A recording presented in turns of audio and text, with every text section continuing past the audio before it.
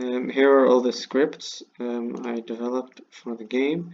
We have all the coin systems for each individual collectible, so like the plans is different, has a different coin system for like the Oido Eclipse. We have the ending code, which as you can see here is that if you press down the specific buttons, which are the key codes at the end of the game, then the win condition will be implemented and the scene manager would load the scene, the first ending scene, and that is set for all the buttons. Then we also have the exit pickup, so this will tell the program to run the AI. So here I have assigned all the documents, so they are currently placed on the plan exit pickup here. You have all the plans. Here they are assigned the UI.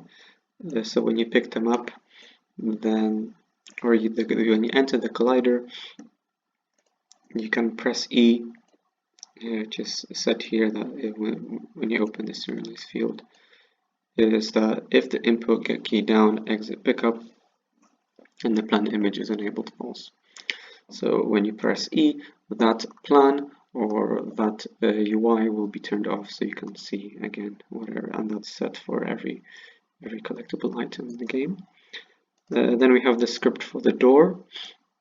So this allows the door to open once you press E. So if you are on if you're in the collider of the door and you input the key E, so when you press E, then the hinge here will play the animation that's set on it, because I have these animations here over here which are slide the door. I have other animations here as well for other things that are supposed to be sliding, as well as a mini computer which runs in the conveyor belt. Unfortunately, that for unknown reasons is broken right now. I have no idea why. It just doesn't show up at the scene, and no matter how much I try, it's just broken. We have the exit pickup, ending code, the open door, and we have the pick key. So for in the game, you pick up the key to open the door, and this is set. Whoops, I accidentally opened it. This might. Oh yeah, this is what usually happens. I click something by accident, and then I have to wait a bit before doing anything else. It's awesome. It's great. Anyway, let's ignore that. Yeah, so we set the parameters for the code to be understood, and then we say that on trigger stay, input get key, draw collider, get key component, box collider is set on true. So basically what I'm doing here is that I'm turning on the box collider for the door once I pick up the certain item or the key. So when I walk to the key and I press E, then I pick it up, and then that immediately activates the collider for the door, which means that I can then use the other code which we already talked about to go into it and then press E again to open it and to run the animation of opening it.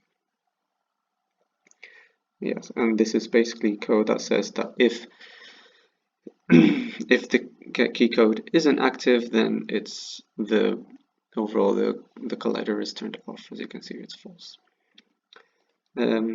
This is the code for the picking up items. So we basically have this in the serialized field. We have a private plan image. So for all these plans and all these collectibles, we have this void and trigger enter, and if the tag of the thing that's moving around, so if it stops lagging, oh, there we go. So here are the FPS controller, which is way over there on the other side. Turn around, maybe you can see it. Maybe we can see him, come on. There you go, there he is. So here you can see that the tag is oh, where's the tag?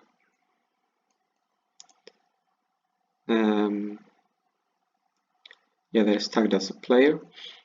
So because of that, this pickup item then once the colliders touch, it's like, okay, so this is the player, so then it immediately enables the plan to be true. And because of the serious field, we can set what that thing is in the UI, which in this case is the actual image over here, this one. We enter this box collider and it's set here, that's the plan. And if we can go to the UI, which is set in the canvas. This is plan 1, plan 2. If I double click, that should take us there. It might take a bit of time. There we go, it's moving.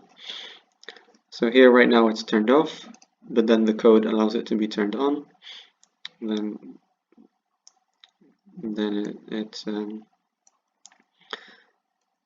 it's applied so the viewer can see, and then the rest of the code says that if you press E, then this is turned off again, and then you can move around the scene. For some unknowable reason, when you actually play here when testing, it's actually all good. So if I play test this,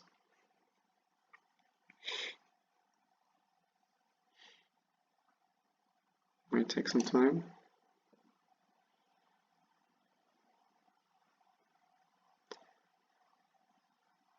Hello? Maybe because I'm probably running all these other programs unnecessarily. There we go. Music started.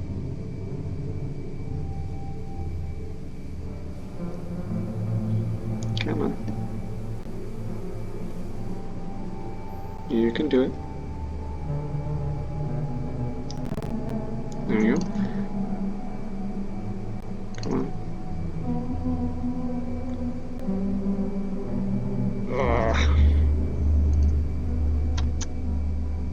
There we go. Oh. Okay. So here when we play test, pick it up, and boom, it's huge. It's absolutely massive. It's as big as it is in the UI, and you can read everything and it's all clear. But for some reason, after I build the game, so usually after you finish a game, you would have the project settings and you would set them however you want.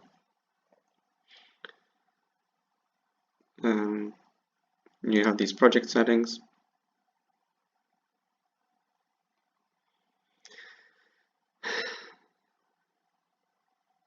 Hello? Oh, never mind. There you go. You have these project settings and you kind of set the resolutions of things, and I've said here that you can like have all the resolutions. That's when you start the game you can adjust to anyone's screen resolution, and it's on a maximized window, so you can easily kind of turn it off and on. I could like change this to just fully windowed or full screen, but when it's full screen then it's difficult for them to like quit. When it's windowed, you can just press the caps lock and then quit the game. But anyway, here you have the build settings, and they're set for all the scenes. So once you start the game, it goes into the actual gameplay, and then once the other endings are activated, and after that, it should kind of finish and take you off the game. So for some reason, when I build it and actually play it from where it is, the UI is very small. I think it adjusts something with the resolution, because the resolution here is different from the resolution of my screen, but I have no idea how to change that. So that's that. If you go back to the scripts, we have one more script, which is the sound. So whenever So this is for the audio clips that we get. So whenever the player comes in contact with that the specific object that I set it to, and from this case it's the audio clip. So when the player goes towards that thing, the other code is activated and is read. Sorry, and it says for the object to disappear, and for the audio source to play at the point. So this is because the actual audio the 3D object, sorry, is inactive, and therefore the sound which is set on that would be inactive as well. So by using play clip at point, it plays the clip at the point of the object instead of the player. And so because of that, this is the code that runs it.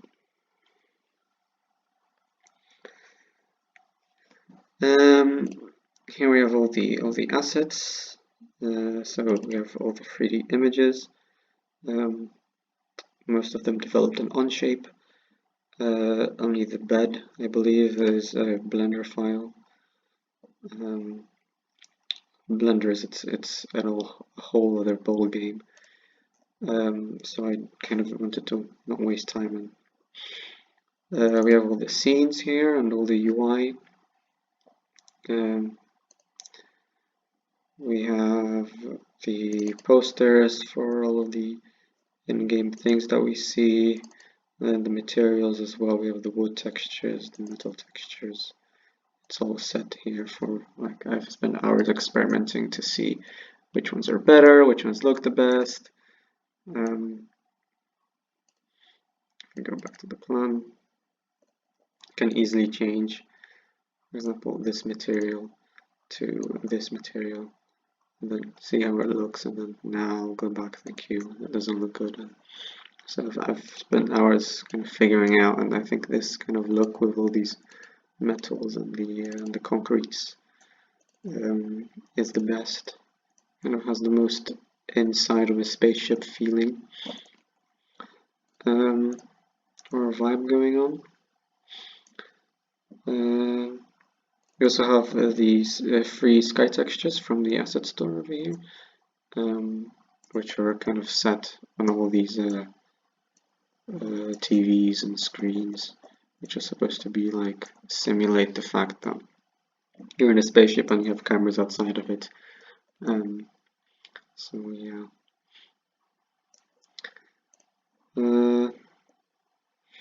The textures for all those materials, which are then set. So when you create or have a material, you can set the textures for it to make it look how it looks, and then the shader actually kind of reads those textures and kind of renders it in the game.